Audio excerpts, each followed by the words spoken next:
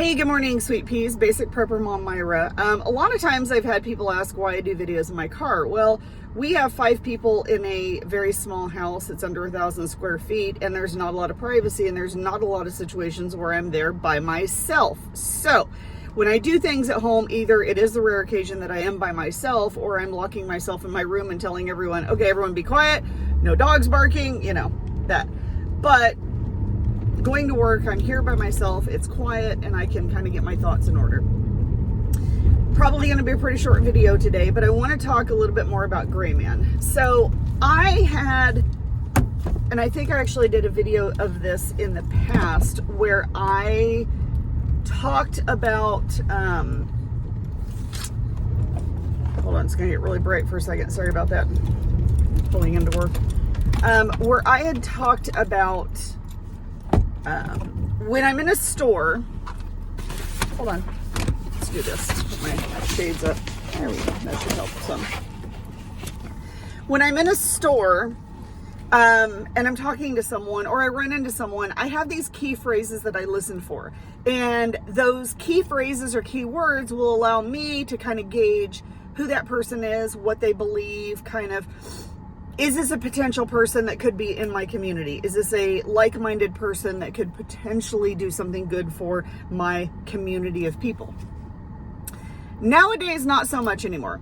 I think that it is very important, what I talked about yesterday when I posted a video about reassessing your situation. I think it is a really good idea not to have those conversations. I think it's a good idea to not seek anyone else out. Whatever you have is what you have, kind of thing. Because there is such a volatile air right now. And I don't want someone to know. And I've never been in the position where I've indulged someone where, who, how, what I have, where it's at. Never have had that conversation. Never had anyone ask me, but I never had that conversation. I just would be like, yeah, we're kind of preparing for stuff. We've just, started really stocking stuff up. And that's about the extent of it.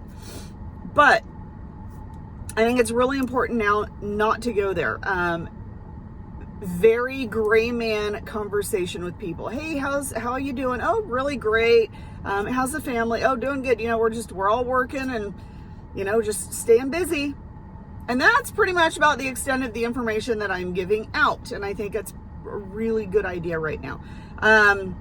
So when you talk about Gray Man, it's not just your looks, it's not just what you drive, it's not just how you fit in society, or how you look in society, but it's about how you have those conversations out and about in public and out in society.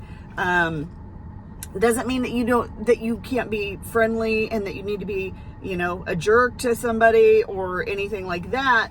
It's just that right now it's a good idea to just kind of lay low.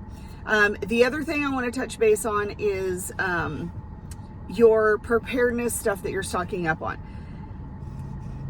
It's really easy for somebody to sit here and tell you, myself included, and tell you what you need to get. You need to get this, you need to stock this, you need to, continue to do this, whatever this is, food, water, medication, which we've talked about a lot.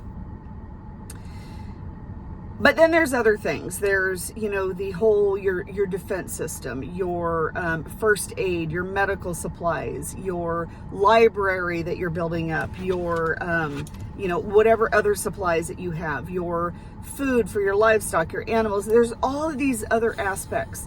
And it's very easy to get bogged down. It's very easy to get frustrated and not know, which way is up, which happens to me a lot.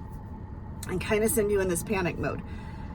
What I think is hugely important for everyone, whether you're experienced or not, for everyone to understand is you need to sit down, take a breath, and sit down and prioritize for your family and yourself what is the most important.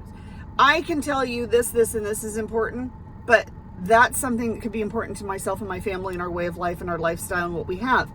It may not be what's important to you and your family and your lifestyle and your way of life and where you're at. So whatever your situation, wherever you're at right now, stop and once again reassess your situation.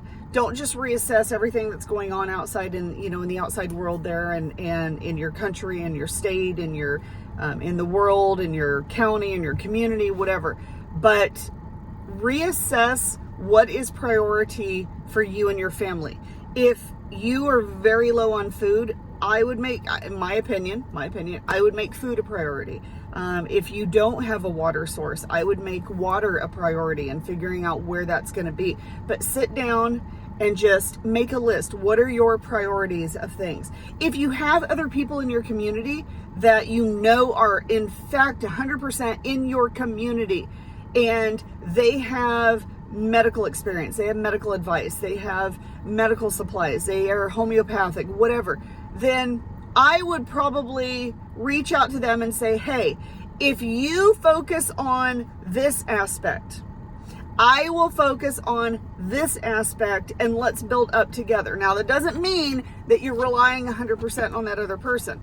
So don't stop what you're doing for yourself and your family and just focus on this one area for your community. You can still stock up for yourself, but that just may mean refocusing most of your thought process, most of your stocking, most of your preparedness in that area.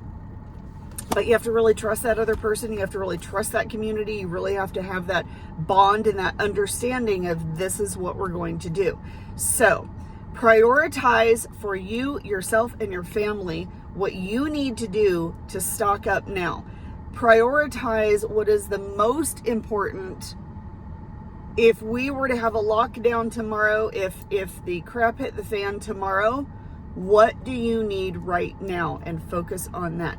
Once again, if you have any questions or comments, please feel free to reach out. I hope you guys have a wonderful, amazing day, and I will talk to you next time.